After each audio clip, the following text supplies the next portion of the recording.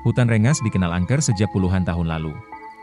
Tak ada warga desa yang berani menembus batas pohon-pohon raksasa yang tumbuh rapat bak penjaga setia.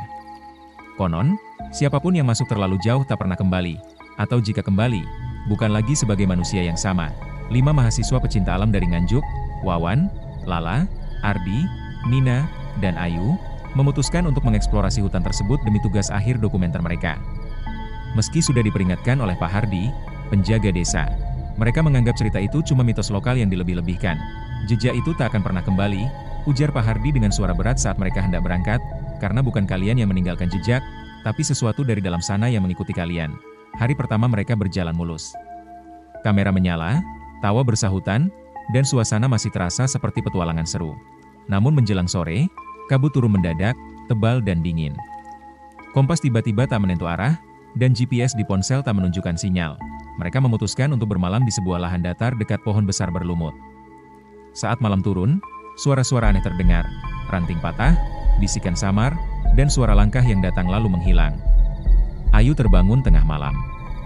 Dia mengaku mendengar seseorang memanggil namanya dari dalam hutan, suara yang persis seperti almarhum kakaknya. Di pagi hari, jejak kaki manusia tampak mengelilingi tenda mereka. Tapi, tak satu pun dari mereka yang mengaku keluar tenda malam itu. Pagi itu terasa lebih dingin dari seharusnya. Kabut belum juga sirna meski matahari telah tinggi. Wawan memeriksa jejak kaki yang mengelilingi tenda mereka. Jejak itu tak hanya satu pasang, ada 3, 4, mungkin lebih, semuanya tak beraturan, sebagian bahkan mengarah ke dalam hutan gelap. Ini jelas bukan jejak kita, gumam Ardi sambil menyalakan kamera. Tapi entah kenapa, kamera mendadak merekam dalam warna merah keunguan, seolah filter tak bisa dimatikan. Lala merasa gelisah. Ayu, yang semalam mendengar suara kakaknya, tampak pucat dan tak banyak bicara. Ketika mereka sarapan, Nina tiba-tiba bertanya, "Tadi malam siapa yang tertawa pelan di sebelahku?" Semua saling pandang. Tak ada yang mengaku. Saat mereka mulai berjalan lebih jauh ke dalam hutan, rute mereka terasa seperti berputar. Mereka kembali melihat pohon besar berlumut tempat mereka bermalam. 2 kali. 3 kali. Ini gak masuk akal. Kita terus bergerak ke utara, kata Wawan sambil menatap kompas, yang kembali berputar liar. Tiba-tiba Ayu berhenti. Matanya menatap ke semak belukar di kanan. "Lihat itu kakakku." Semua menoleh. Tak ada siapa-siapa. Tapi Ayu berlari ke arah itu tanpa pikir panjang. Mereka mengejarnya, berteriak, tapi suara Ayu justru seperti menggema ke segala arah. Saat mereka akhirnya menemukannya, Ayu berdiri kaku di depan sebuah batu besar menyerupai altar. Di atas batu itu, tergeletak sebuah buku lusuh yang tak pernah mereka bawa. Sampulnya bertuliskan huruf-huruf kuno yang tak bisa dibaca. Ardi menyentuh buku itu.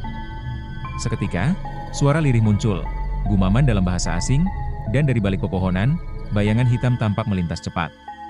Kamera Ardi mati. Mereka memutuskan untuk kembali ke tempat awal mereka masuk hutan. Tapi jalan kembali tak ada. Rute yang harusnya dilewati hanya berujung pada pohon-pohon tumbang yang tak pernah mereka lihat sebelumnya. Malam itu, satu tenda hilang.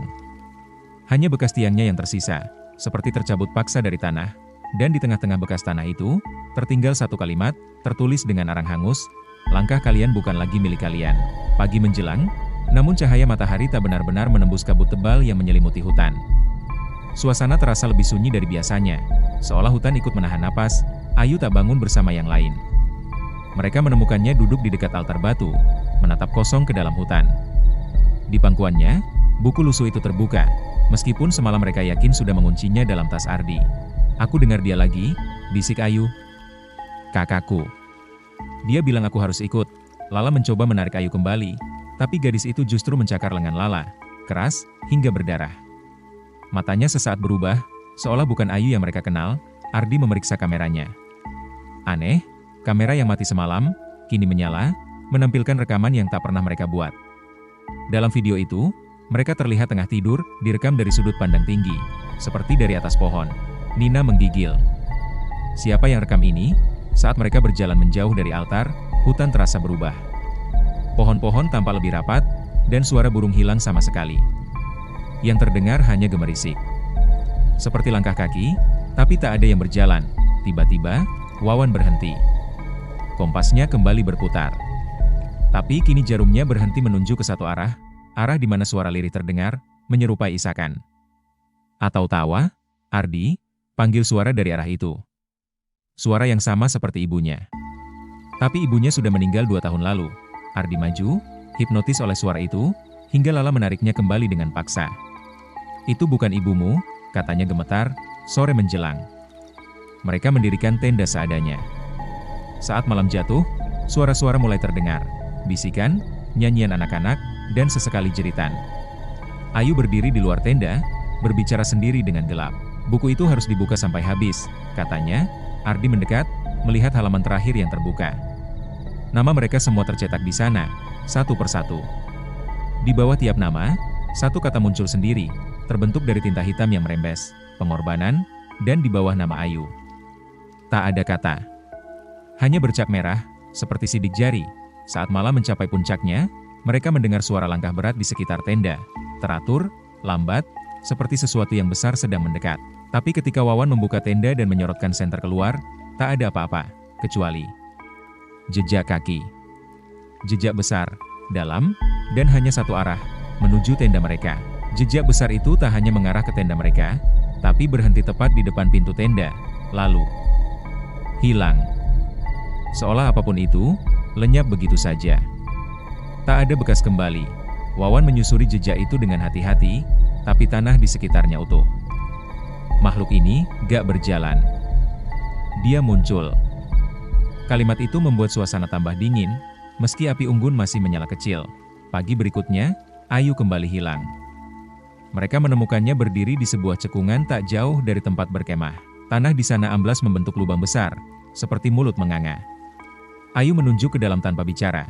"Dia ada di bawah," gumamnya pelan. Mereka menuruni lubang itu dengan tali seadanya.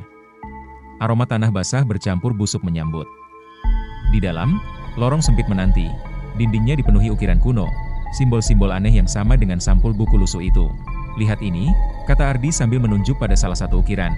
Gambar 5 sosok manusia berdiri mengelilingi sebuah altar, dan bayangan besar di atas mereka, seolah menggantung dari langit-langit gua. Di bawahnya tertulis sebuah frasa yang kemudian muncul pula di buku saat mereka membukanya. "Yang menjejak, harus digantikan." Lorong itu berujung pada ruangan batu berbentuk bundar. Di tengahnya, sebuah altar batu, mirip seperti di permukaan, tapi kali ini penuh bercak darah kering. Dan di balik altar, sesuatu bernafas dalam kegelapan. Bayangan besar itu bergerak. Tak jelas wujudnya. Seolah kabut dan kegelapan membentuk tubuh.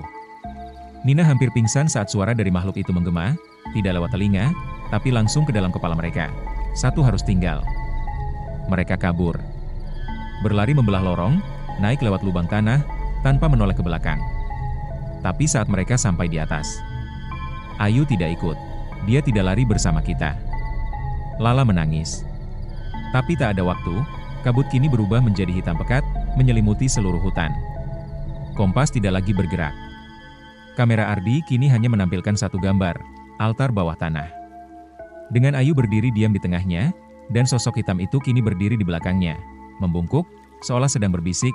Malam itu, suara hutan berubah. Tak lagi hanya bisikan, tapi jeritan panjang. Dan tawa kecil yang menyayat. Mereka bertiga tersisa, Ardi, Lala, dan Wawan. Tubuh letih, pikiran tercabik. Mereka menunggu pagi, tapi matahari tak kunjung datang.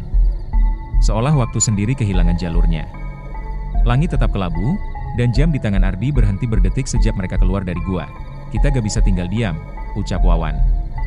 "Kalau Ayu masih bisa diselamatkan, dia sudah milik mereka," potong Lala lirih. "Kita bahkan gak tahu, mereka, itu apa." Ardi diam. Ia terus menatap buku lusuh itu yang kini terus terbuka di halaman baru, menulis sendiri satu baris. Satu menghilang, satu menjadi cermin. Ardi menutupnya dengan kasar, tapi saat ia berpaling, Lala berdiri kaku. Wajahnya kosong, tapi matanya kini hitam seluruhnya. "Jangan tutup buku itu," katanya dengan suara yang bukan suaranya. Dalam sekejap, ia roboh dan pingsan. Ketika Lala sadar, ia menangis histeris. Aku lihat sesuatu. Di dalam lorong. Mereka seperti menggandakan kita. Mereka sedang membuat versi kita. Tak lama, mereka mulai mendengar suara langkah, tapi bukan dari arah manapun. Langkah itu datang dari semua arah. Dari kabut, muncul sosok-sosok menyerupai mereka. 3 bayangan, Satu menyerupai Ardi, satu Lala, satu Wawan. Wajah mereka hampa, seolah terbuat dari lilin dan arang, tapi gerakan mereka meniru dengan sempurna. Apa ini? Semacam pengganti? Ardi bersiap dengan tongkat kayu di tangan. Tapi bayangan-bayangan itu tak menyerang. Mereka hanya berdiri, diam, lalu satu persatu menunjuk ke arah hutan. Dan menghilang begitu saja. Di tempat mereka berdiri, kini ada 3 benda. Sepotong kain Lala, jam tangan Ardi, dan penutup kepala Wawan, semua penuh lumpur dan darah. Ketakutan berubah menjadi kepanikan. Mereka lari, menembus semak-semak dan dahan, hanya untuk kembali lagi ke tempat awal tenda mereka berdiri. Tapi kini bukan tenda yang mereka temukan, melainkan diri mereka sendiri, tidur lelap di sana. 3 tubuh identik dalam posisi tidur. Bernapas, ini gak nyata. Gumam Ardi. Lala mendekat, mencoba menyentuh salah satu tubuh, dan tangan dari tubuh itu mendadak menggenggam erat pergelangan tangannya. Bukan kalian yang harus kembali. Bisik suara dari tubuh itu. Lalu semuanya gelap. Saat mereka sadar, hanya Ardi yang terbangun. Ia duduk sendirian di tengah hutan. Tak ada jejak Wawan. Tak ada jejak Lala, dan di sebelahnya, buku itu terbuka lagi. 1 halaman kosong. Perlahan terisi, yang terakhir. Harus memilih. Ardi duduk di tengah lingkaran sunyi. Sekelilingnya pohon-pohon melengkung aneh, seolah tumbuh dari mimpi buruk. Tak ada suara, tak ada angin, hutan mati, buku lusuh itu terbuka di tanah.